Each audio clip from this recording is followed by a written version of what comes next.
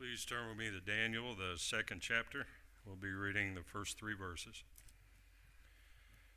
Now, in the second year of the reign of Nebuchadnezzar, Nebuchadnezzar had dreams, and his spirit was troubled, and his sleep left him. Then the king gave orders to call in the magicians, the conjurers, the sorcerers, and the Chaldeans who tell the king his dreams. So they came in and stood before the king. The king said to them, I had a dream, and my spirit is anxious to understand the dream.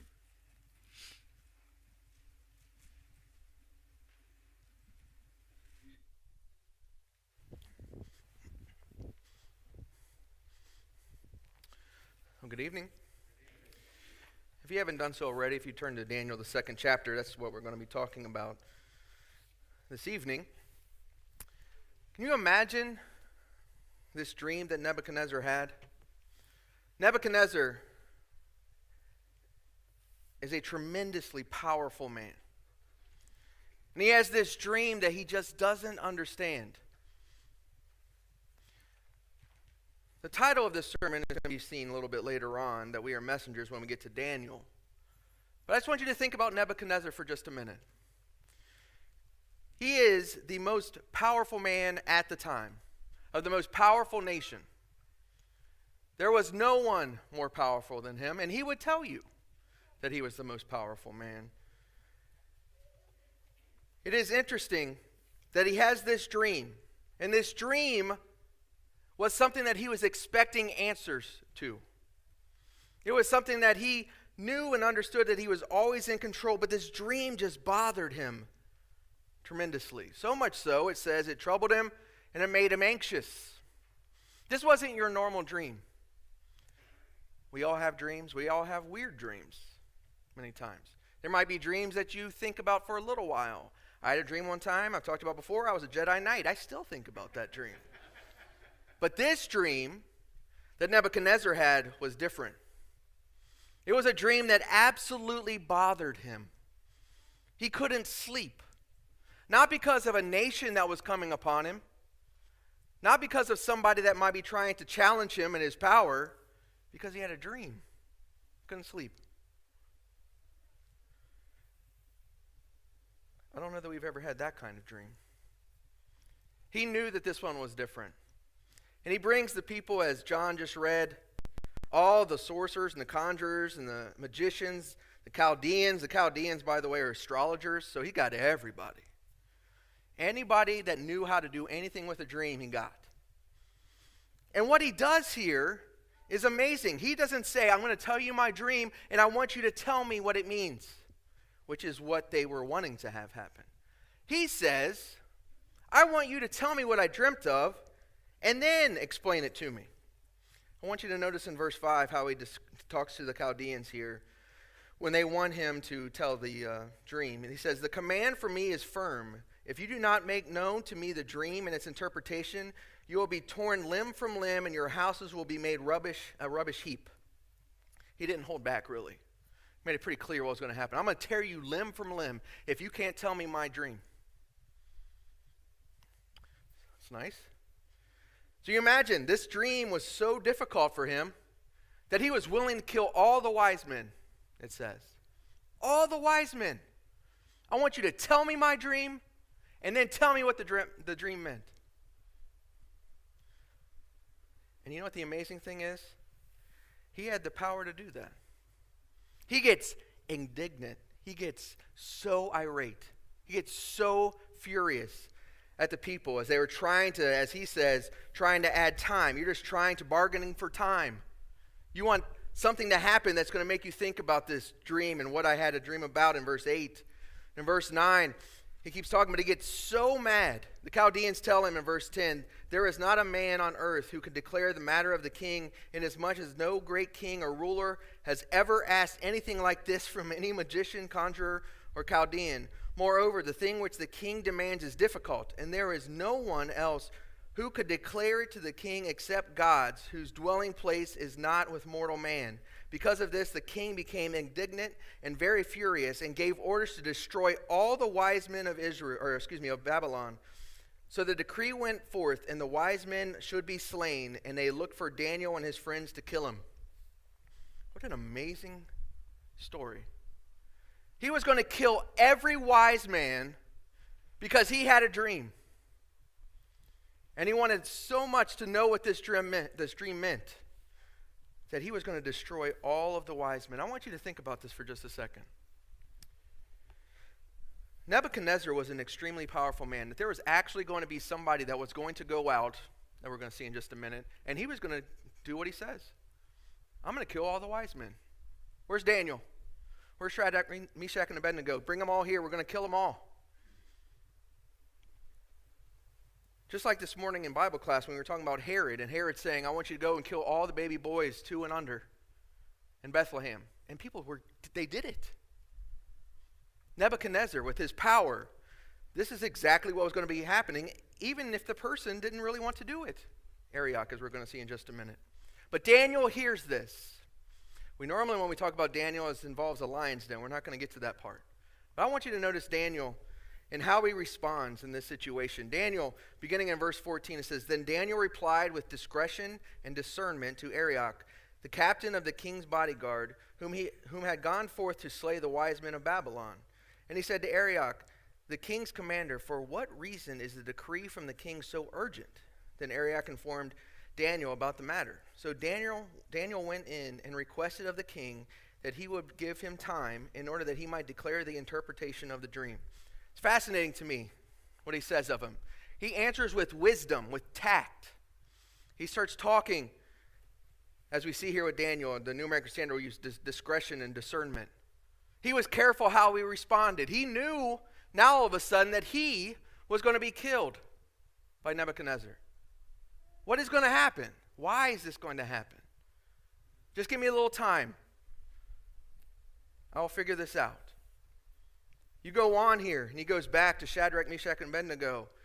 In verse 17, then Daniel went to the house and informed his friends, Hananiah, Mishael, and Azariah, about this matter, so they might request compassion from the God of heaven concerning this mystery, so that Daniel and his friends would not be destroyed with the rest of the wise men of Babylon. He prays. They pray. We normally talk about Daniel and his praying right before the lion's den, or how Shadrach, Meshach, and Abednego handle the situation when they're fiery furnace. But this part right here is awesome, just like those are. They needed to find out this answer, and they come back and they ask God. They request compassion from the God of heaven.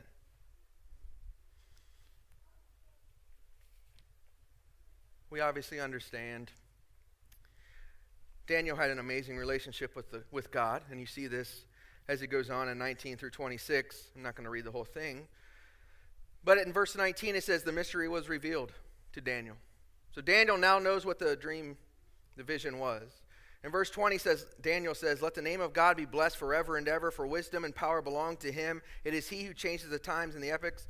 He removes kings and establishes kings. He gives wisdom to wise men and knowledge to men of understanding. It is he who reveals the profound and the hidden things. He knows what is in the darkness, and the light dwells with him. To you, O God of my fathers, I give thanks and praise, for you have given me wisdom and power. Even now you have made known to me what we requested of you, for you have made known to us the king's matter. And so he goes, and he's going to go and tell the person, Arioch, I need you to stop this. And what is so interesting to me is in verse 25, Arioch did not want to do this, evidently. He says he hurriedly brought Daniel to the king. I can answer this. I can solve this, King Nebuchadnezzar. Arioch brings him in and says, I have found a man among the exiles from Judah who can make the interpretation known to the king. And then you imagine him sitting there, Arioch, listening to Daniel. And I want you to notice verse 27. He says, As for the mystery about which the king has inquired, neither wise men or conjurers, magicians, diviners are able to declare it to the king. Can you imagine Arioch at this point? I just said, I brought you in here because you could do this. And the first thing you say, Daniel, is that no man can do this.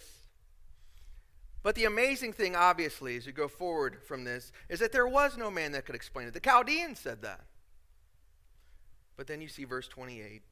However, there is a God in heaven who reveals mysteries, and he made known to King Nebuchadnezzar what will take place in the latter days. This was your dream and the visions in your mind while you were on your bed. As for you, O king, while on your bed, your thoughts turn to what would take place in the future. And he who reveals mysteries has made known to you what will take place. But as for me, this mystery has not been revealed to me, for any wisdom residing in me more than any other living man, but for the purpose of making the interpretation known to the king, so that you may understand the thoughts of your mind. Then he explains this dream. And we're not going to take the time to look into the dream, but I want you to think about this. Daniel sends before him the king Nebuchadnezzar, and he says, I can answer this for you. And he has the opportunity, or at least the temptation, to say, this is what you dreamt about. And he says, no man can do this, only God can do this. Only God is able to do this. I want to take this story and I want to apply it to us. We're Daniel, and we're surrounded by people that do not have God. And we are the messengers that they're going to hear God's truth from. We're the ones that have been called to do that. Certainly Daniel and his situation is vastly different than ours, but the principles that apply here are exactly the same. So I want you to think about Daniel as we go through this evening, and the fact that you and I are to have discretion and discernment. You think about Colossians, the 4th chapter, if you turn over there with me. Colossians chapter 4.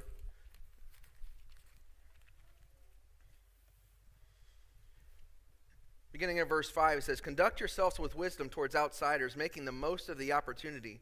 Let your speech always be with grace, as though seasoned with salt, so that you will know how you should respond to each person. You know what's amazing? He's not solely talking to elders here or preachers. He's talking to Christians. We all need to understand that we have opportunities before us and we need to make the most of them. We all have the opportunity to answer a question or to say something that is either going to help someone or potentially destroy someone. It's based solely on what you say. Nebuchadnezzar was correct. The Chaldeans were going to make something up. They weren't going to be able to explain his dream. And so often, we can fall into that category as well. That it takes wisdom and discernment sometimes to say the answer, I don't know. Let me get back to you with that. And that's okay. It takes wisdom to understand that when we are with outsiders, that our reaction to things is so unbelievably important. When people think about people in churches, as they would use it, religious people, do you think that they think about people like us that are striving to serve God? As soon as we say something, that sounds like that's a religious person right there. It's a zealot, a legalist, whatever word you like to use. It's amazing how often people have these thoughts of what we're supposed to be like, and the scriptures are so clear what we're supposed to be like. We're supposed to be like Jesus. So when those opportunities come, and they always are there, we need to make the most of them. No matter your age, you need to make the most of those opportunities that come your way. We need to pray, not only as it talks about here in verse 6, where it talks about you need to learn how to respond to each one. We need to understand in Philippians, the 4th chapter, this amazing gift that we were given as God's children. Verse 5, he says, let your gentle spirit be made known to all men. The Lord is near. Be anxious for nothing, but in everything by prayer and supplication with thanksgiving, let your requests be made known to God. And the peace of God, which surpasses all comprehension, will guard your hearts and your minds in Christ Jesus. Nebuchadnezzar was anxious. Daniel said, I'll get that answer for you. And he prays. He turns to God and he prays. You and I, a lot of times, can quote verse 6 and 7. We can talk about those. Be anxious. If we don't understand the end of verse 5, the rest of it can be difficult. The Lord is near. The Lord is near. Why did Daniel think that God was going to answer him? The Lord is near. Why do we pray? The Lord is near. the relationship that we have with him, and the opportunity that we have to call him our Father, and that he cares so much. And what do? We get anxious. And then we get anxious more. And we get a lot of things that go down areas there's no reason for a child of God to go. We have opportunities to stop them. We can talk about how difficult it is right now in our society, in our time. I have never had anybody say to me, I want you to tell me my dream. If not, I'm going to tear you limb from limb, without me laughing at the end, if that's ever been said. But literally meaning, you're going to go and you're going to destroy them. I cannot imagine what it was like for Daniel to be ripped out of his home, to be taken to Babylon, changed his name, all the different things that happened to him, and still had absolute trust in God. Today, this week, 2 years ago, was the first case of COVID in the United States. 2 years. That is amazing. It seems longer in some days, but that is amazing. Can you imagine what it was like for Daniel? And yet he had absolute trust in God. Do we? Do we? Does it change our relationship with him based on the circumstances that we go through? For many people, the answer is yes. Daniel, from a human perspective, had every reason not to trust God. Why would you trust him? He got beat by Babylon. He destroyed Jerusalem. All the different things that happened with Babylon, in their perspective at least, was that we beat God. And Daniel still prays to him because he knows. He trusts. We have an opportunity to have a relationship with God, the same relationship with God as Daniel did. But do you trust him?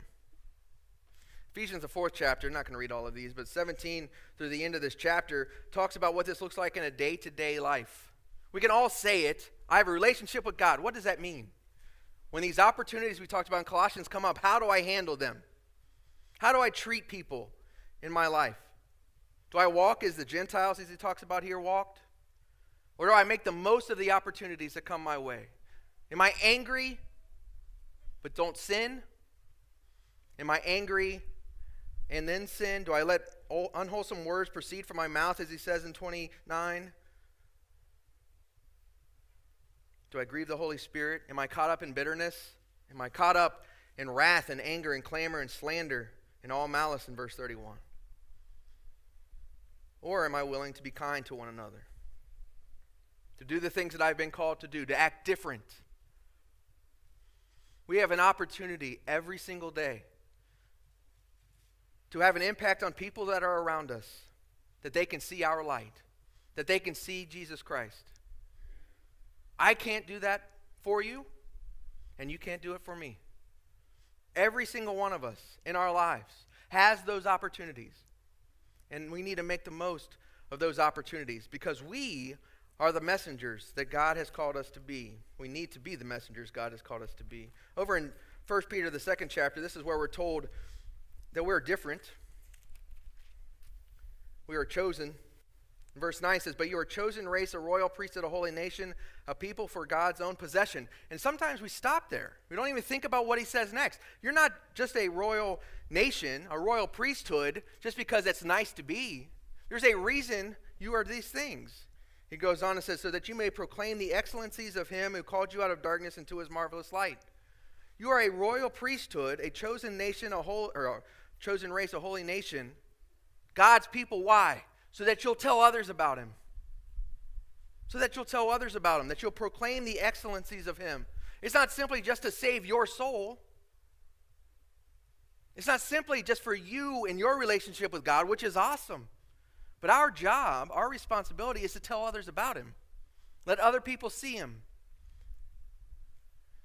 And there's various ways of looking at things. You can look at the situation that you find yourself in your life, and you can be down, or you can look for the opportunities that God is giving you. We've talked about this many times. There are people in this congregation for years they were going through some horrible things, and you wouldn't know it because they gave it to God. I've seen people on their deathbeds in my own family and here at West Mason of people that their relationship with God was so obvious. And they're facing death. We need to make sure that we're making the most of the time that you have. And in so doing, just as Daniel did, we need to make sure that we are giving God all the credit. Because he truly is the one that deserves all the credit. We shine bright. We be the people that we are called to be solely because of him. In Matthew, the 5th chapter, certainly verses that you're familiar with, in verse 13, it says, "You are salt of the earth, but if the salt has become tasteless, how can it be made salty again? It is no longer good for anything except to be thrown out and trampled underfoot by man. You are the light of the world. A city on a hill cannot be hidden. Nor does anyone light a lamp and put it under a basket, but on the lampstand, and it gives light to all who are in the house. Let your light shine before men in such a way that they may see your good works and glorify your Father who is in heaven." The whole purpose of us shining bright is for people to see God, to see him. Are we making the most of those opportunities? We talk about this all the time, drawing near to God and what this looks like. But in a day-to-day basis, what does this look like at school? What does this look like at your job? What does this look like amongst your family members? What does this look like? Every single day, every relationship that we have an opportunity.